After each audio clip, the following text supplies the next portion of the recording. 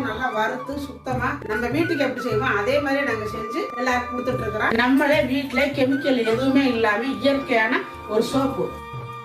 Readymade idli மாவு. Without idli there is no chutney.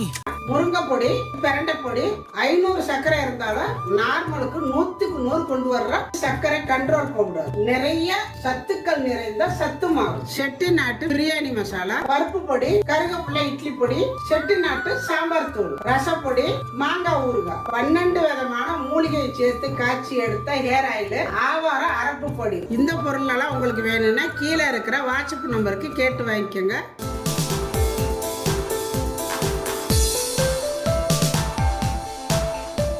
எல்லாருக்கும் வணக்கம்.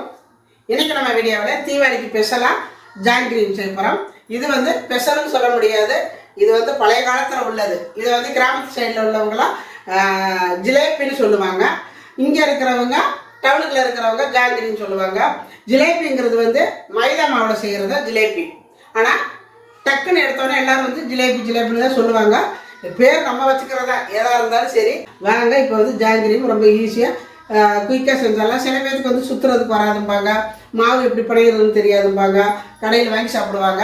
இந்த மாதிரி தெரியாதவங்களுக்காக, தெரிஞ்சவங்க நிறைய பேர் செய்வீங்க, தெரியாதவங்களுக்காக இது வந்து ஈஸியாக எப்படி செய்கிறது அப்படிங்கிறத இன்றைக்கி வந்து நம்ம வீடியோவில் பார்க்க போகிறோம். அதுக்கு முன்னாடி நம்ம சேனலை சப்ஸ்கிரைப் பண்ணி வச்சுக்கோங்க.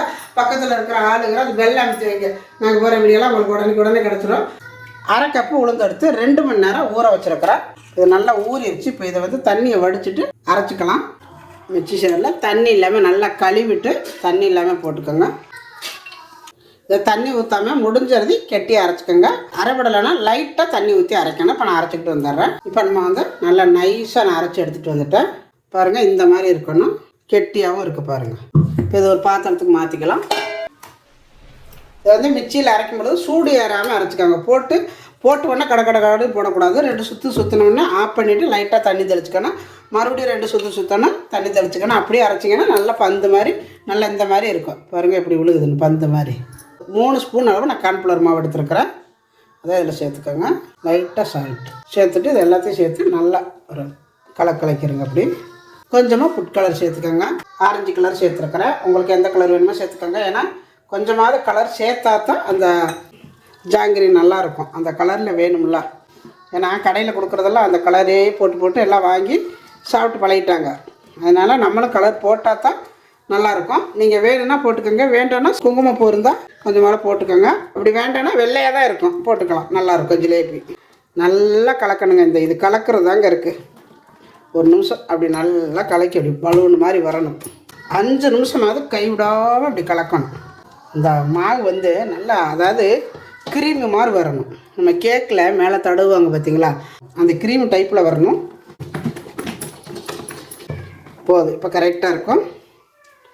கலக்கிட்டு இப்படி லைட்டாக எடுத்து விட்டிங்கன்னா, இப்படி எடுத்து போட்டால் அது வாட்டில் விழுகணும். பலூன் மாதிரி ஒரு குதிக்குது, விழுந்தால் அந்த மாவு குதிக்குது பாருங்க. இந்த மாதிரி இருக்கணும். இப்போ இது இருக்கட்டும். இப்போ அடுப்பை தச்சு விட்டு ஒரு பாத்திரம் அடுப்பில் வச்சுருக்குறேன். இந்த கப்பால் 1/2 கப்பு உளுந்து எடுத்தேன். நீங்கள் எந்த கப்பில் எடுக்கிறீங்களோ அதே கப்பில் நீங்கள் எல்லா அளவுகளும் எடுத்துக்கோங்க. 1/2 கப்பு உளுந்துக்கு 1 கப்பு சர்க்கரை எடுத்துருக்கிறேன். இது கரெக்டாக இருக்கும். 1/2 கப்பு தண்ணி ஊற்றிக்கணும். இந்த அளவு ஊற்றிக்கிட்டால் தான் நம்மளுக்கு வந்து ஜாங்கிரி வந்து நம்ம அதில் முக்கி எடுக்கிறதுக்கு நல்லாயிருக்கும். இப்போ இது வந்து நல்லா கொதித்து ஒரு கம்பி பதம் வரட்டும். நல்லா கொதிக்குது. இப்போ இதில் கொஞ்சமாக ஏலக்காய் பொடி சேர்த்து ஒரு கம்பி பதம் வரணும். இங்கே பாருங்கள், இந்த மாதிரி ஊற்றுனா விடாமல் ஊற்றுது. அப்பப்போ எடுத்து செக் பண்ணி பார்த்துக்கோங்க.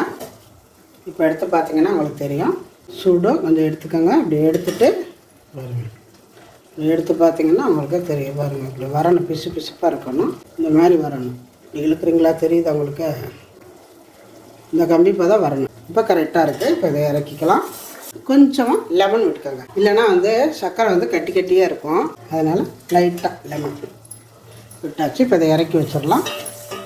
இந்த மாதிரி அகலமான ஒரு பேன் வச்சுக்கோங்க. அகலமாக இருந்தால் தான் இதுக்கு வந்து நல்லா இருக்குது. இதில் வந்து எண்ணெய் நிறைய விட்டுறாதீங்க, கொஞ்சம் கம்மியாகவே விட்டுக்கோங்க. எண்ணெய் விட்டுக்கோங்க. கோன் பேப்பர் எடுத்துக்கோங்க. அதுவும் இல்லைன்னா பால் கவரு, அப்படி இல்லைன்னா அவங்ககிட்ட வந்து இந்த ஜிலேபி சுற்றுற துணி விற்கும், அதை கூட வாங்கிக்கலாம். நான் இந்த மாதிரி கோன் எடுத்துருக்கிறேன். எடுத்துகிட்டு இந்த மாதிரி ஒரு டப்பா மாதிரி வச்சுட்டு நம்ம வச்சுருக்கிற இந்த மாவை அதில் எடுத்து போட்டுக்கலாம்.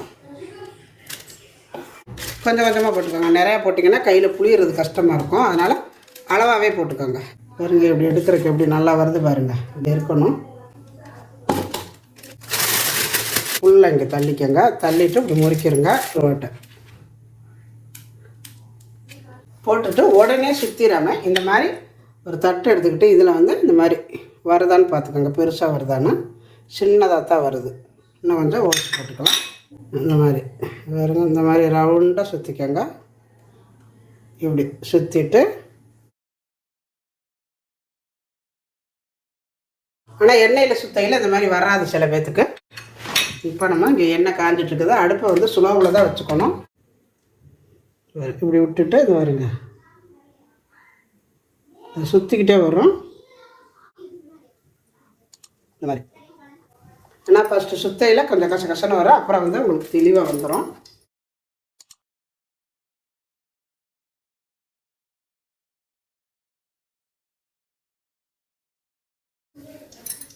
பார்த்தீங்களா இப்போ வந்துருச்சா? இந்த மாதிரி நீங்கள் செய்ய தான் வரும்.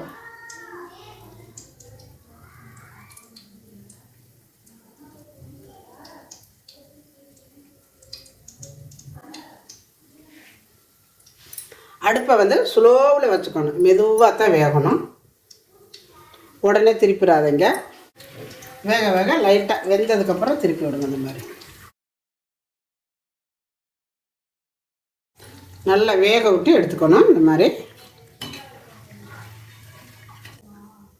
சர்க்கரை பாவு இளம் சூட்டில் இருக்கணும். இப்போ எனக்கு வந்து இளம் சூட்டில் இருக்குது.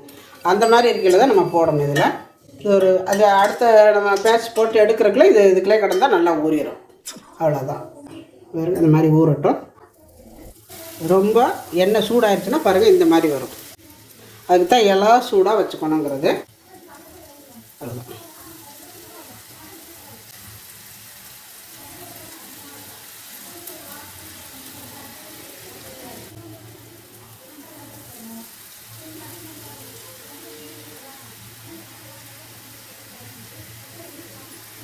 இப்போ நம்ம எல்லாமே பாருங்கள் புளிஞ்சு எடுத்தாச்சு. செமையாக இருக்குது.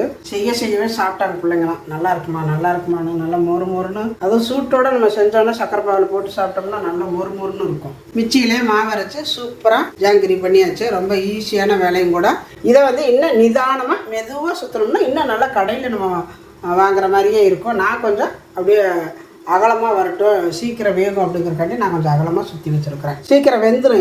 அது கொஞ்சம் லேட் ஆகும். அதனால் நான் இந்த மாதிரி கொஞ்சம் கலக்க சுற்றினால உங்களுக்கு அப்படி தெரியுது. இதே வந்து நல்லா நெருக்க அப்படி சுற்றி இப்படியே வரணும். அப்படி வந்துச்சுன்னா நம்ம கடையில் வாங்கின மாதிரியே இருக்கும். இது வந்து எல்லாருமே விரும்பி சாப்பிட்ற ஒரு பொருள். இதே மாதிரி நீங்களும் இந்த தீபாவளிக்கு செஞ்சு பாருங்கள். செஞ்சு பார்த்துட்டு எப்படி வந்துச்சு அப்படிங்கிறத எனக்கு கமெண்ட்டில் சொல்லுங்கள். இந்த வீடியோ பிடிச்சிருந்தா லைக் பண்ணுங்கள், ஷேர் பண்ணுங்கள். செட்டிநாடு சமையலுக்கு சப்ஸ்கிரைப் பண்ணுங்கள். நன்றி.